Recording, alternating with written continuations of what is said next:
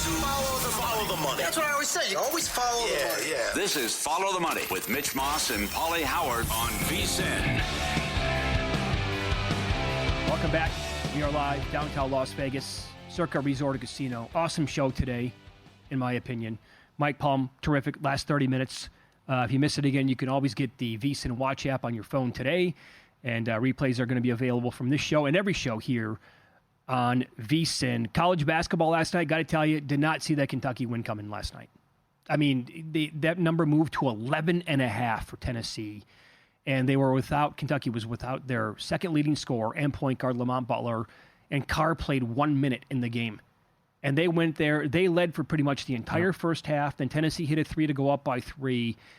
And this is maybe one thing to watch moving forward. Kentucky has been excellent in the second half of these games when they fall behind. Several examples this year of that happening. And then I don't know if it's the Pope adjustments at halftime, what they're doing. I know the defense, when they played Gonzaga when they were down big, he was great coming up with adjustments there. They did it against Duke. They did it against Mississippi State. They did it last night against Tennessee. That was an unexpected win for me to watch that out of Kentucky. And then on the other side, man, Tennessee was recently ranked number 1 in the country. I think that was, they probably deserved it at the time, but this is not close to the best team in the country, Pauly. Right? Yeah, and I certainly don't trust them either, and the offense. So losing that game's a killer, and a big one for Kentucky, and also big seeding implications as well, that they could play their way maybe to a 2 or a 3 seed come March. St. Mary's plays Santa Clara tonight. They're laying 4 on the road. This West Coast Conference is wide open. With the Gonzaga struggles, with Oregon State and Washington State in there, and Santa Clara playing good ball, we'll see if St. Mary's can keep it going, laying 4 on the road. And don't sleep on the Summit League. You know, we've talked about this in top bottom, and we'll do it tomorrow. South Dakota, 16-3 to the over. North Dakota, 16-4 to the over. North Dakota State, 14-5 to the over. St. Thomas Tommies, 13-5-1 to the over. South Dakota's in action tonight. It's 169. St. Thomas in action tonight, 157.5. I think North Dakota plays tomorrow. So check that out with the Summit League. This has been a crazy league, and a lot of points always scored. Yeah, you don't even want, going back to the West Coast Conference here for a second, you don't even want to know what Gonzaga was to win that conference before conference play started. Oh, man. They were minus 1,400. Yeah. St. Mary's is favored now. Yeah. Incredible. Yeah. Youmans coming up. You think Houston's laying too much at West Virginia? Well, this number has moved up. Yeah. So West Virginia has some big wins this year. It was as low as 7.5. I know throughout the day it got bumped up to 9. Got the screen in front of me right now trying to find the latest number on that game. We'll get it for you here in a second. Another one, too, is the Alabama game tonight against Miss State. It is still 9 right now. Houston, I think that total in the Bama game might be a little bit too much. Saw 166.5 out there, and that has ticked down a little bit, and I agree with the market moving down on that game. It's a huge total. I know it's Alabama, elite offense, and fastest team in the entire country. But, here's the thing. Kentucky, you can say the same thing about Kentucky. And they played Miss State to a game that was 95-90 in regulation. So based on that game, you could have a similar result tonight, but 165.5, 166, a little bit too high for me. Also, here, how about this? Wisconsin's ranked number 17 in the country. They play at Maryland, unranked. Maryland's laying 5.5 in the game tonight. Wow. And that total is 152.5. Wow. That's a big one. Yeah, they have some nice wins, but that's absolutely. You rarely see that it's that high. And Arizona was 2.5 against Iowa State. Right. But that's also the number 3 team in the country. All right, what do you think tonight, Association Deep Card? Aaron running on earlier, likes the Heat game under against the Cavs.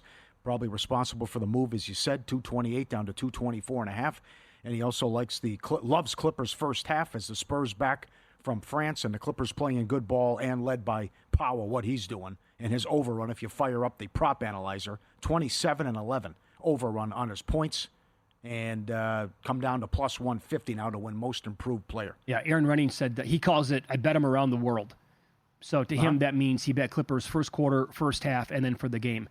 And I know that first half number was on the move, and I think he was actually moving it while he was talking to us because I saw the juice move.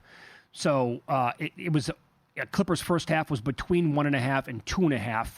I think the 1.5s for the most part are probably gone now as a result of him popping on and, tons of people betting that number. It's also, look,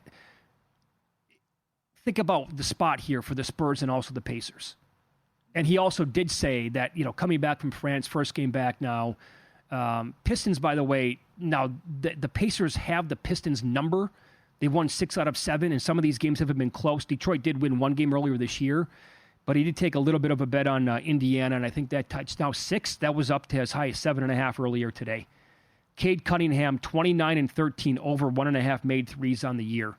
It's over 1.5, heavy juice, about 170 or so. I'm wondering where the stops are coming for the Denver defense, right?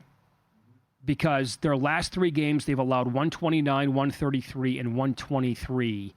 This total tonight moved from 239-ish all the way to 242.5. And the Knicks have scored 143 points in consecutive games.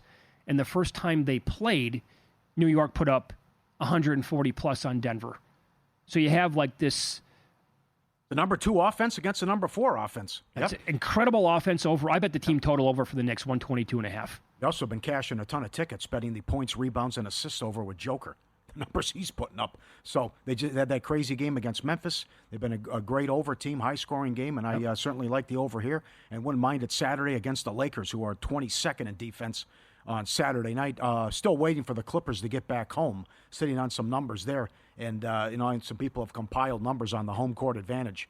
One I did see, second worst free throw percentage of opponents there when they play. When they're shooting there? Shooting in the wall and what they have overall. So that home court is real for the Clippers. But, I'm certainly with you on this game over tonight. See if the Knicks can get another big win and Denver coming off that horrible loss. So a couple of other player props here.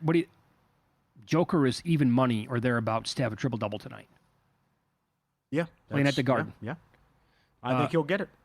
OG Anunoby, 35 and 12, over 3.5 rebounds, which is what his number is for tonight. Josh Hart has 12 straight games, over 8.5 rebounds. That was the number a little bit earlier today at DraftKings, about minus 140 with that spot. Michael Porter, 33 and 15. I checked at 30. My numbers are all over here. 35 and 11. Over 23.5 points, rebounds, and assists. Christian Brown, 34 and 11, over 17.5 points, rebounds, and assists.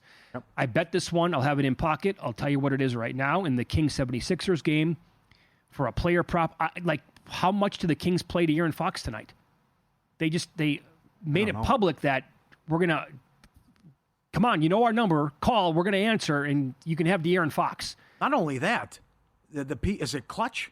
The people that represent him, Shams had the report that, they want to steer him and move him to San Antonio as a preferred destination. Well, and if that's what the agency wants and that's what the player wants, it's the NBA. That will more than likely happen then. What's the return package going to be like for that guy? I'm very intrigued to see what that would look like with Fox and Wemby. It'd be awesome. That's a good point, though, about if the deadline's coming up next week and he's got 1 year left before the deal's up and you got to move him. What if he gets hurt? It's a disaster. That's the thing, right? You don't need to showcase the guy. Yeah. Everybody knows how good he is. Yeah. So there's no point in playing him 35 minutes. And by the way, like his assist, I'll give you one here. His assist prop tonight was 4.5. It's way down from where it typically is. Because the thought it's baked into the number, like, well, we don't know how, are they going to play him again for the entire game? But here's the guy that I did attack.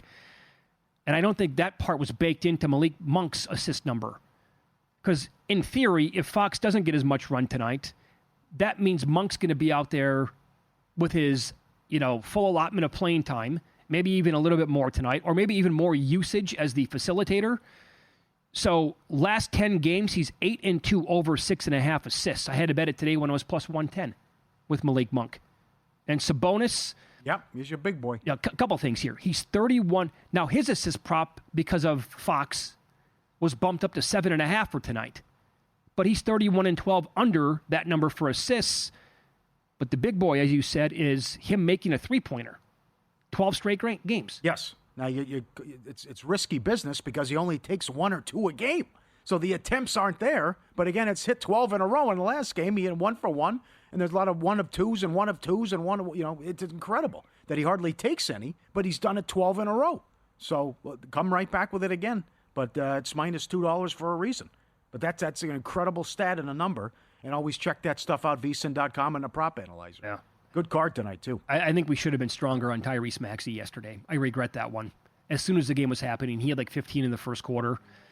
Nobody was playing last night for the 76ers. Plus, in-play was great. Once AD went down, oh, For God. sure. Getting beat by 25. And the writing's on the wall, right? The Lakers defensively, they don't have an answer for Maxey. And as the point guard, and with no George, no Embiid, no Martin, no Drummond, he was going to take as many shots as he wanted to. His points prop was 29.5. That should have been like a ladder prop last night with the points.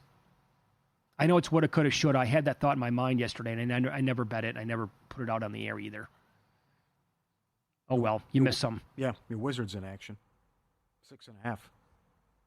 Worst Down, offense, by the way. Worst offense, worst defense. 14-game losing streak. Well, what do you make of this?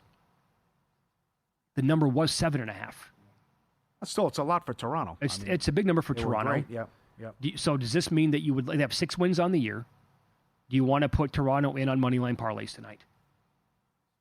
As an experiment, you should parlay. I don't feel that comfortable with this one. No? Okay. No, not this one. But moving forward, yeah. VSiN, the Sports Betting Network, now live 24/7. Sirius XM Channel 158, whether you're at home, on the road, or on the go. There's more ways than ever to tune into VSiN. Stream us live, VSiN.com, VSiN Watch app, YouTube TV, iHeartRadio, Fire TV, Roku, and now Sirius XM. Great to be back. Sirius XM Channel 158. Get us and check us out wherever you are. Former NFL MVP Rich Gannon makes his weekly appearance a couple hours later today than normal. He's a very busy guy. He's going to be on the program coming up next. We'll get his early opinion on the Super Bowl and the Chiefs favored over the Eagles. It's Follow the Money on VSiN, the Sports Betting Network.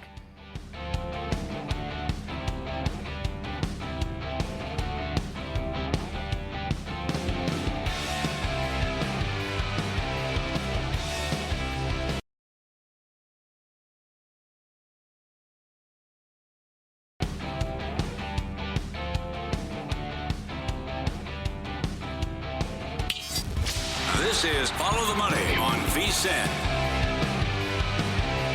Awesome show so far today. It's even better. Former NFL MVP Rich Gannon making his weekly appearance here, and he is on the Progressive Guest Line. Good afternoon, Rich. Thanks for the time today. How are you? Mitch, Pauly, it's great to be with you guys. My two favorite dudes. Nothing better than hanging out with my guys every Wednesday afternoon. Love talking to you. Okay, so you have, like everybody, we get 2 weeks to think about the Super Bowl over and over and over again. Probably think about it a little bit too much. But I always like to, try to formulate an opinion immediately as soon as we have the matchup for the big game. Did you have a strong opinion as soon as you knew it was going to be Chiefs and Eagles? No, I really think you have to go back to this matchup a couple of years ago. I mean, these guys have some history together. I think, the coaches are the same, the quarterbacks are the same. A lot of the players have experience in this game. Certainly the Kansas City Chiefs, but the Eagles, it's been just a couple of years, guys. I think the last time these two teams got together was the third highest scoring Super Bowl all time. They put 73 points on the board. Mahomes had that great second half. And even Jalen Hurts, had the Eagles won the game and Harrison Butker not made that kick at the end, the MVP of the game would have been Jalen Hurts. He had a phenomenal game, over 300 passing yards, over 70 rushing yards. He had 3 rushing touchdowns. And so I think the Eagles have to feel pretty good about what they saw from Jalen Hurts last week in the championship game against Washington. I think it was one of his best games of the season. He looked relaxed. There's so much conversation about his knee. That wasn't the issue. He ran around. He made plays. He was in rhythm. And, of course, it doesn't hurt to have the best offensive line and the best running back in the game in Saquon Barkley. But I think the Eagles are more than capable of going to New Orleans and going toe for toe, blow for blow with the Kansas City Chiefs. Yeah, Hurts was fantastic, and they went through it a lot in that game last week. If you're Kellen Moore and you saw what Cook did against Kansas City, how would you attack this defense? You cannot look. You got to remember what got you here in the first place, right? And the Eagles have the biggest, baddest, nastiest offensive line in football. If you guys have ever seen Jordan Mailata play rugby, the guy is unbelievable. I mean, he is a big dude. I was looking at the numbers. 6'8", 370 pounds. I was watching him run down the field after Saquon Barkley. It looks like he runs about a 4.65 40. So this is the biggest offensive line in football. You've got a back that's more than capable of putting a $175 on anybody. And I don't think you deviate from that. I think that's really who you are. I think the second half rushing numbers are significant. I think when they're running the ball well, that really plays into the play action games and shots down the field with A.J. Brown, Dallas Goedert, Devontae Smith. I mean, this is I think without question, this is the most talented roster in the NFL. on both sides of the ball. And their line play is really going to dictate whether or not they hoist the Lombardi Trophy. Their offensive line has to win the line of scrimmage. Their defensive line has to create some problems for Patrick Mahomes. I think this is going to be an unbelievable Super Bowl, and I love the over. I thought the over, I saw it early. I think it was 49.5, guys. I think it's around 49. Yeah. I just love the over in this game. I think both offenses will play well. We had Sal Paolantonio on earlier, about an hour and a half ago from ESPN, Rich, and he said over and over again, trust me, the Eagles are going to score in this game. They will score. The biggest question, obviously, to him is how can they contain Patrick Mahomes? He brought it up several times with us. You know what's amazing? I was looking at my notes, and you go back and look at who the Kansas City Chiefs are, and they get contributions from everybody. If you put on a red helmet on Sunday, you're going to have a role in the offense. Backup tight ends, backup running backs, third or fourth wide receivers. I mean, the one common theme is the quarterback, Patrick Mahomes. But you look at the numbers. I mean, Travis Kelce's numbers weren't great last week. You look at the receivers. It's 3 or 4 guys making contributions, a couple different running backs. I mean, they just rely so much on that quarterback to make plays in critical situations, whether it's third down, whether it's a short yardage situation, whether it's a red zone shot, whether it's bringing the team from behind. I mean, the thing about the Chiefs, and we've been talking about this a lot, guys, on this show, they're so comfortable being in tight games. They're so comfortable if they're behind in the fourth quarter late. They're just not going to ever push the panic button. They've lived in this world the entire season. Every game that they have played has essentially been a one-possession game. And so they know, and if there's one bet I feel really good about, we could go and do something for 57 minutes on Super Bowl Sunday and not watch any of the game. And we could sit down in our chairs with 3 minutes to go, and it's going to be a game that's within a field goal. I mean, you can almost book it. And I think Patrick Mahomes knows that. Andy Reid knows that. And there's a certain comfort level knowing that, hey, this is who we are. We're not going to blow anybody out, but give us a chance late in the game, and we'll make it happen. You know this better than anybody. What if you're down a big lineman, though? What if Dickerson's out? And then they also were terrible, Eagles, on the tush-push last week. I think with extra time, I mean, Cam Jurgens came in, guys, in relief last week, and he was able to get to the finish line. I think you've got 2 weeks. Players don't want to miss out on the Super Bowl. I think they'll do everything they can in terms of getting extra treatment and getting themselves right. But with that extra week, that's going to allow a lot of those Eagle players that are banged up. My guess is that offensive line will start and play well on Super Bowl Sunday. Let's follow the money here on VSiN, the Sports Betting Network. Our guest, former NFL MVP Rich Gannon, he's on the progressive guest line. So I totally agree with what you're talking about with the offensive line and the defensive line for the Eagles and how they could control this game. Now, the one time it did not go well for Patrick Mahomes in this game was against the Buccaneers. His offensive line was decimated by injury. And that front four for the Buccaneers was awesome, and they got to him the entire game. Is there a scenario here where the Eagles' defensive line is good enough to put similar pressure on him for 60 minutes? You know, if you look at the offensive line for the Chiefs, they're really good inside. But Joe Thuney got bounced out to the left tackle position. And to his credit, guys, there's not a lot of left guards in the NFL that can go out and play left tackle and kind of hang in there. Jawan Taylor has been a little bit better this year than he was last year. I just think Andy does a great job. They'll chip, they'll slide the line, they'll help with the backs, they'll do anything they can to take some of the edge off the pass rush when they need to help one of the tackles or both of the tackles. But Patrick Mahomes is so good, in a congested, muddy pocket. He's got great pocket awareness. He has the ability to step up and step out. He can create and manufacture a lot of offense on his own. I mean, we're talking about the best. Not the best quarterback. We're talking about the best player in the NFL. That's really who Patrick Mahomes is. You don't go to 7 straight AFC championship games and a Super Bowl, it seems like about every other year, if you don't have somebody special playing the quarterback position. And here's the other thing, guys. Defensively, the Kansas City Chiefs, maybe one of the smartest units in football. The high football IQ, they understand Steve Spagnuolo's defense. They've been in the system a long time. They recognize personnel groupings, formations, splits, concepts, do a great job jumping routes. This is a really well-coached team that'll have a great plan together for Jalen Hurts and the boys in 2 weeks. Can you put this in perspective, what the 2 weeks are like, knowing that everyone's watching, the pressure, it can change my life, and all the people texting you, calling you for tickets? Whatever that may be in your phone. The 2 weeks is important. A lot of that'll get taken care of in the week. You get all the ticket requests, the hotels and transportation, all that other way. A lot of guys will assign their wife or significant other to deal with that. But this is really a great opportunity for the coaching staff. A lot of these staffs have already jumped ahead, and they'll look at all 17 regular season games, look at all the playoff games. They'll have all those stats and all those analytics, and they'll have a pretty good sense of what the game plan looks like. Then you introduce the game plan this week.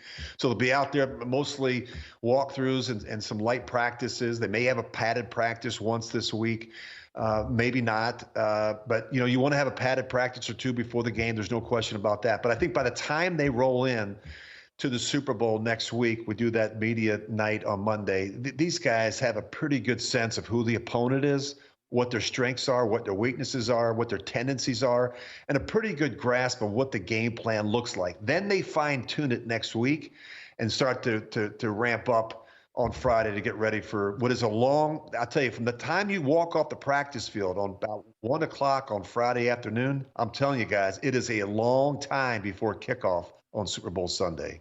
Yeah, sleepless nights for many, I'm guessing, as well. I remember vividly a year ago around this time, several prominent media members were saying, I can't believe the Super Bowl's in Las Vegas. There's no way I would have it here. It should be like in Arizona. Players can get in trouble. The good news is this year it's in New Orleans, so players absolutely cannot find trouble in that city. No, but what a lot of teams will do? They'll have their hotel, and some teams will book a hotel on Friday night and get out of the town and go out 45 minutes outside the city and go out to some, a place that's, away from some of the distractions. But look, it's going to be a lot of security around the hotel. The players should be in pretty good shape. Yeah. Thanks, Rich. You're going to be in New Orleans next week. We'll catch up then, okay? Yeah, sounds good. Looking forward to it. There you go. Rich Gannon on the Progressive Guest Line. The team stayed at Lake Las Vegas last year. Yeah, great spot. They wanted to be away from the Strip, all of it. Remember that, Pauly? Yeah. A year ago? Can't believe the game's in law. It was just the dumbest stuff you're ever going to hear. Yeah, it goes back to when you can't have legalized sports betting. No, of course. Ruin it. Yeah. Absolutely preposterous. VSiN host Matt Youmans on the show coming up next. He has college hoops bets for tonight, a future Super Bowl bets, and golfers he's on this week at Pebble Beach. A lot to get into with Matt Youmans coming up on Follow the Money. It's VSiN, the Sports Betting Network.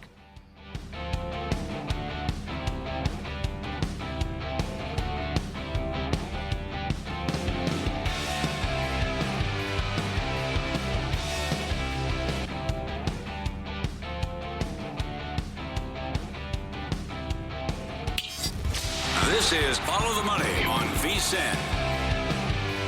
A lot of bets to get to. VSiN host Matt Youmans joins the program now. He's on the Progressive Guest Line. Let's start NFL Super Bowl, Matt. Tip of the cap to you. I was on the Lions big this year. You were on the Eagles. You had that in the preseason Pro Football Betting Guide. You had them at 16-1. So what is your plan of attack here?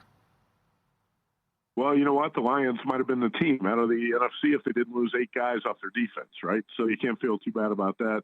I did, in the VSiN NFL betting guide, picked Eagles over Chiefs in the Super Bowl matchup.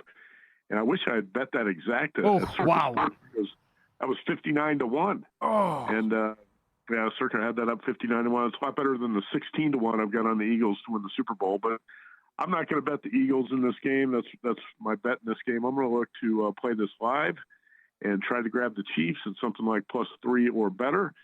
Very similar to what I did last week when the Bills fell behind. I grabbed the Bills +5.5 and +6 in live betting. So, the last time these teams played in the Super Bowl, obviously the Eagles led by 10 points at halftime, ended up losing 38-35. But I don't think the Chiefs are going to lead this game wire to wire. So there should be an opportunity in live betting to play something on KC at a plus price. The other option, and this has probably been mentioned on the network about 100 times this week, but you could bet Patrick Mahomes to win Super Bowl MVP at +120, right, instead of the Chiefs to win the game. But I actually want to get the Eagles in the win column at 16-1 and also cash a ticket on the Chiefs if I can get a middle. What do you think Hurts does passing and rushing in this game from a prop standpoint?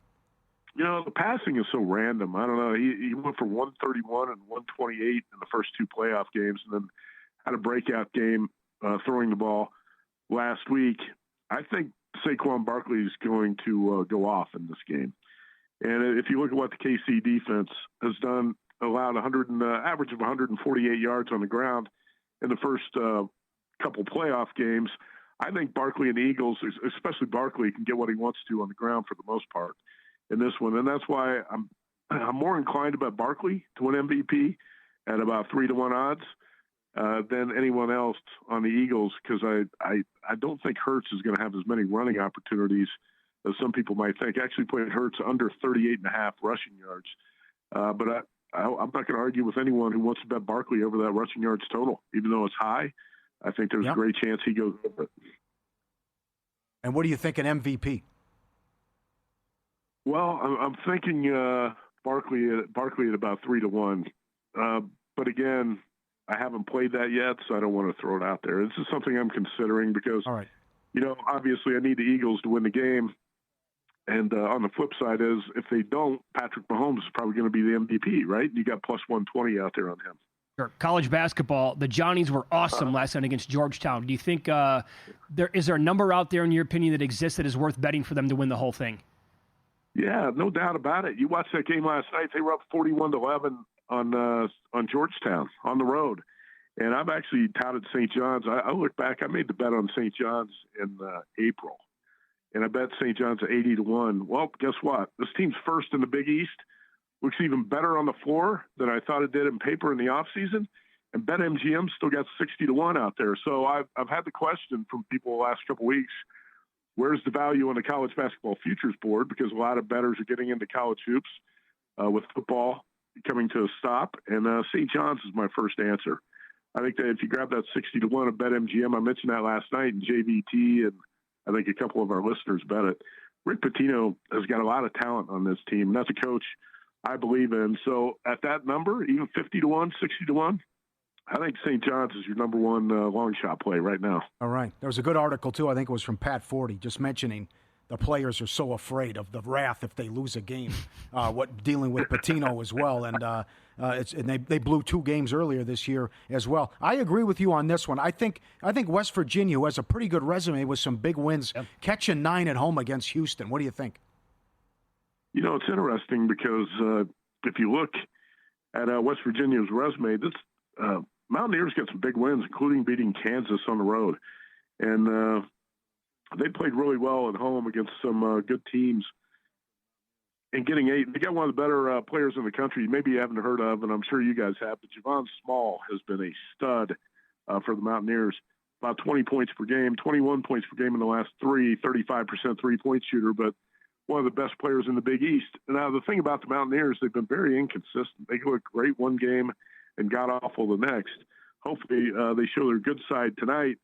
And I think this is a decent spot to play against Houston. I'm sure you guys watched the Houston-Kansas game over the weekend when Kansas was 99.6% to win the game, and Houston pulled out a miracle at Allen Fieldhouse. Back-to-back road games for the Cougars. I think this is a really good spot tonight to grab West Virginia +9. How about Ole Miss here, taking on Texas? Chris Beard's former team. What do you make of the number?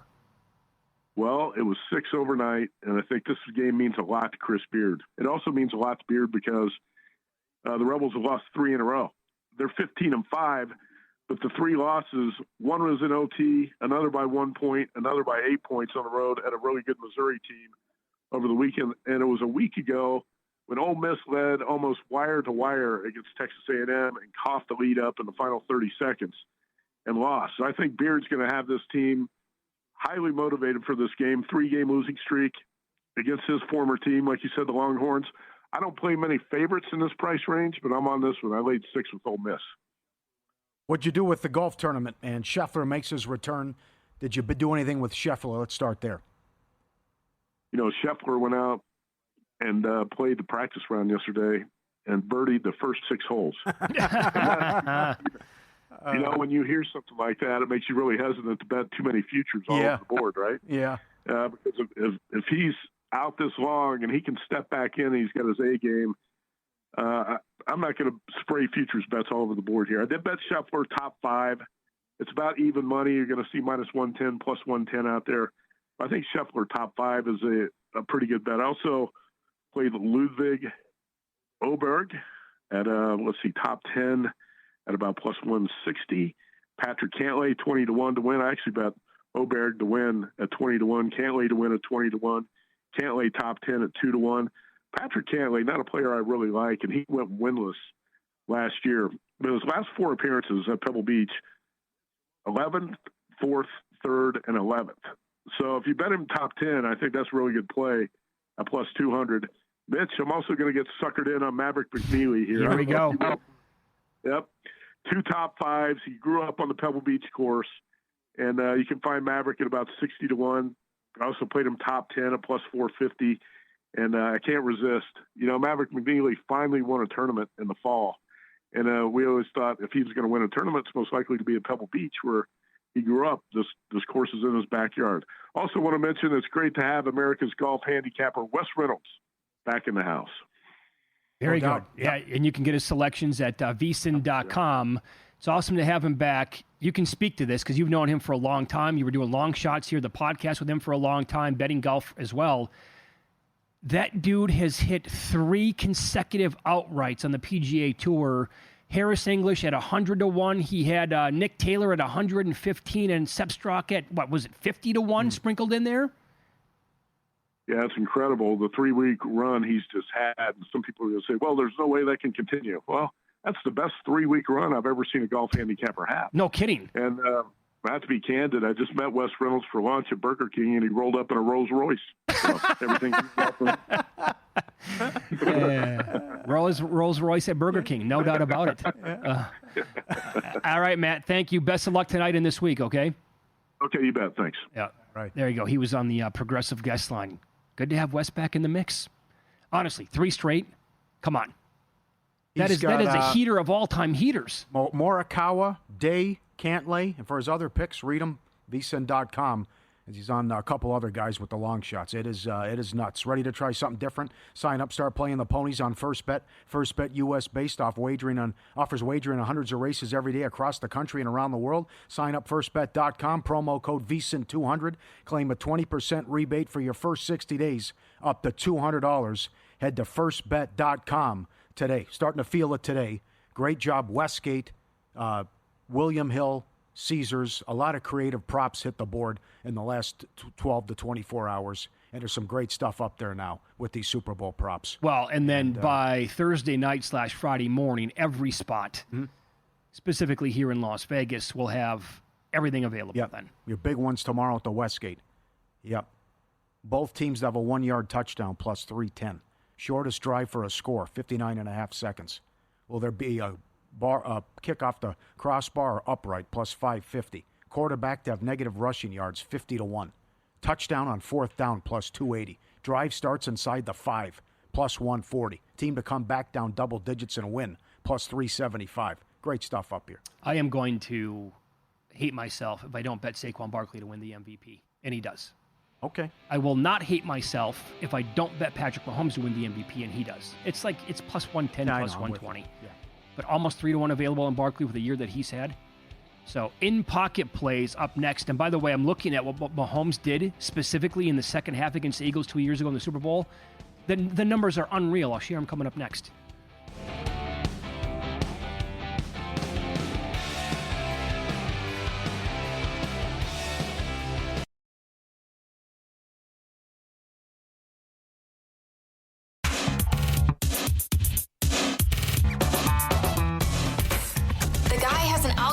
To determine the winner of any given college basketball game. Someone gives you 10,000 to 1 on anything. You take it. Take it. Take it. I bet you $20 I can get you gambling before the end of the day.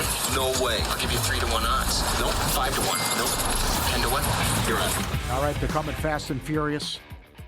Unveiling all the props. There's some great stuff out there. Total turnovers under 2.5, minus 150. Chiefs to make the longest field goal, even money. Both teams to make a 33-yard field goal, even money, plus 110. Shop it. Octopus, 16, 15-1. Octopi. 2-point conversion, plus 255. Mahomes over 28.5 rushing yards. Under Chief players to have a reception, 8.5. Under -160. Mitch says there's 7.5s out there as well. Yep. That's your big boy too. That's interesting with that prop. I can't see 9 Chiefs catching a pass in the Super Bowl. Both teams, rushing touchdown every quarter, 15-1. That's at Caesars. Hurts and Mahomes, 15 yards passing each quarter, $1.10. Hunt and Barkley, 5 yards each quarter, plus 450. That's at Caesars too. And Westgate. Yes. Goddard to have a catch in every quarter, plus 450. Barkley to have 10 rushing yards each quarter, -150. Touchdown, field goal, both teams each half, 12-1. Wow, you are taking a lot of shots here. That's at Caesars. And why not? Barkley to break the all-time record. Timmy Smith, 205, 10-1. And will the Chiefs convert a 4th down, -$2? The Eagles are $7. $7. That's right. Wow. Chiefs are only $2 to convert a 4th down. That's at Will Hill. Both teams to have a 1-yard touchdown, plus 310 at Caesars. Shortest scoring drive, over 59.5 seconds. That's at Caesars. Longest quarterback rush, over 16.5 yards. And just to get creative, why not? I thought it was pretty good at Caesars. Will there be a missed field goal in the game, a fumble recovery, and an interception, plus 375? Not bad. Some great stuff out there. A lot of plus prices there.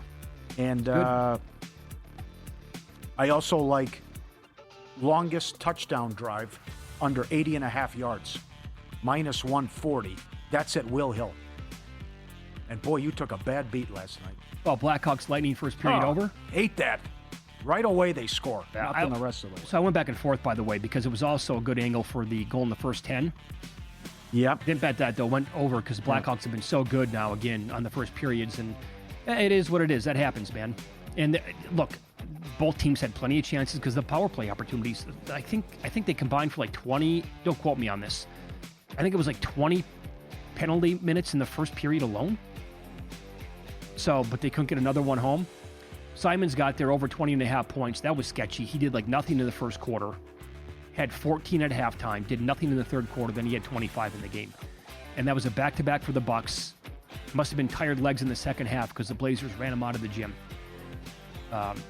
So, again, thanks to Mike Somich here at VSiN from last week. Excellent breakdown on Xavier Worthy. Had to bet this right away. 4.5 rushing yards over, -110. But here's why that's such an important number. Because there's 4.5, 5.5, 6.5s out there. But this is at VSiN.com. He's landed on 5 yards 4 times this year. And 15 of the last 18 games he's had a carry. And 20 straight playoff games, Andy Reid has given a carry to a non-quarterback or running back. So can he even he might get 2 carries. I think it's going to be him. Yeah, there it is. Why would it not be? Yep. Again, pending Knicks to win the Atlantic, 6-1. They could be tied by tomorrow. They would take a miraculous upset by Chicago tonight because the Celtics are laying 14 points, but they've been bad in that spot. Also tonight, Malik Monk over 6.5 assists plus 110. He's 8-2 over that number last 10 games. How many minutes will De'Aaron Fox get tonight? Again, Monk has been compiling these assist numbers as a facilitator, but I want to bet first quarter assists over too, but that's tough to find. Ben Simmons over 6.5, played that at plus 112, 11-1 over his last 12 games. Hasn't played in more than 10 days now, and I know people are going to come back and say, well, there's no Cam Johnson, no Cam Thomas. Yeah, but he's done this without those guys for the most part anyway during the stretch. And we'll call this a little pizza money action. It's an okay bet, but Philadelphia and KC in that Super Bowl. Goddard most receiving yards, 12-1. Had to do it. Westgate had that number. Other books were offering around plus 550 or 6-1. Yeah. I've heard every single person make the case, and it makes sense. Dallas Goedert to go over. His receiving yards number already moved from 45.5 to 52.5. The highest number on the board for any receiver is A.J. Brown at 71.5, and there's only 2 other guys ahead of Goddard. Chiefs are awful defending the tight end. Mm-hmm. So as we were talking about Sal Palantonio, he loves Kelsey in the game. But Yeah. I think it could be a big tight end game for both these guys. Got to ladder them up. Had to go Goddard 12-1. Well, in the words of W. Axl Rose, it's so easy. I mean, that throw to Goddard is just wide open for a quick 2-3 yard pass, and here comes the yak and the stiff arm, right? And then there's 9-10 yards, no problem. Bam. I only saw him live one time. They opened up T-Mobile Arena back in like 2017. Top 5 concert I've ever been to. I was blown away at his voice. Really? Oh, it was incredible. I was hoping the concert would not end. I saw them. It wasn't the original. It was like Buckethead on guitar and the other guys at Hard Rock. Well, that's the night you were Oh, yeah, you remember that? annihilated, yeah. Oh, we had a suite? Oh, boy. Oh, boy, oh, boy. Pauly handling the alcohol. I think I lost 7 pounds. The Red Bull vodkas and stuff. Oh, my. Anyways, how are they legal? Yeah. They played Welcome to the Jungle and Mr. Brownstone in the first 5 songs. Oh, they played Welcome to the Jungle immediately. They played like 2.5 hours. Now, they came on. It was like a Thursday. They came on at like midnight. And they played No Quarter by Led Zeppelin. Oh, wow. Was it good? Oh, I couldn't believe it. When he sang Live or Let Die, it was one of the best performances I've seen live. I'd put it like top 20 I've ever seen live. It was so good. He hit every note, and he was in that throne because he have a broken ankle when I saw him or something like that? Couldn't move on stage. And then they would isolate Slash for tons of solos, and he just crushed it every single time. Yeah, he's great. Yep. Let me read this first. I got a great story because I know you were at the same concert. We're getting ready for Big Game 59 with a big deal to match. Save $59 off the VSiN Pro annual subscription when you sign up using promo code FTM. Become a VSiN Pro annual subscriber and bet smarter all year long. Every best bet, every host, every guest. That's Nigel on soccer. That's Wes on golf. The betting splits, DK and Circa, the dog videos, the Super Bowl betting guide, the March Madness betting guide, the prop analyzer, vsin.com/subscribe. Promo code FTM. Save $59 off the VSiN Pro annual subscription today. We went to the same concert. What was it, the 94 or something? Oh, Somerset? Somerset, Wisconsin. It was Suicidal Tendencies, Danzig, and Metallica. And it was the best concert I've ever been to. But Suicidal Tendencies open, and their lead singer, tore his ACL. He's doing the show. He's on a couch. The whole time. His legs up on the whole time. He's just doing this, his legs up. And I have to tell you, it was great, though. They completely crushed it. Yeah. God, we were, 7-8 years from probably knowing each other at that point at the same concert. My God. On a throne. All right. So I think was that Dave Grohl's throne? I have no idea. I don't know. Whose throne was it? Sounds about right. Okay. Sounds about right. You want to go ahead? I was going to give you a quick pick, Wimpy. Quickly going to give you this with Mahomes because I teased this in the second half of the Super Bowl 2 years ago. Mahomes, is this good? He was 13 of 14. He only had 93 yards, but 2 touchdowns. The adjusted completion percentage was 100%. I'm guessing the guy dropped a pass. His PFF grade was super high, and his EPA per dropback was 0.639. It's off the charts good. They were down 24-14 at halftime. Again, big game, have to have it, need it at the most important time necessary. The dude was 13 of 14. 15 first downs in the second half. All right. Barkley touchdown, 120 yards. Mahomes 2 touchdowns, 40 yards, 11-1. Quick pick. That's 2 rushing touchdowns for Mahomes? No, passing. Okay.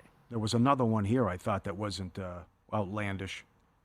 Hunt scores, Mahomes scores, Hurts and Barkley, 24-1. That would have came in last week, too. Well, I would say that if we're going to make the case to bet some of those props, then you just, like Gannon was saying, like Sal Pell was saying. Sal Pell, strong. Over. Yeah. 49, too short of a number. Ball. The Eagles will move the ball. You want a bad beat story? Do we have time? That same tour, I also went to Kansas City to see them. Alice in Chains was supposed to open up. Lane Staley relapsed. I got Candlebox. Ugh. I loved Alice in Chains. That's the perils of going to see heavy metal or rock bands, I should say. Yeah. That can happen any Tuesday night. Bad beat. Prime time next for the next 4 hours, then cashing out with Joe Serralo and VSiN by the books tomorrow morning, 7 Eastern. Good luck with the bets tonight.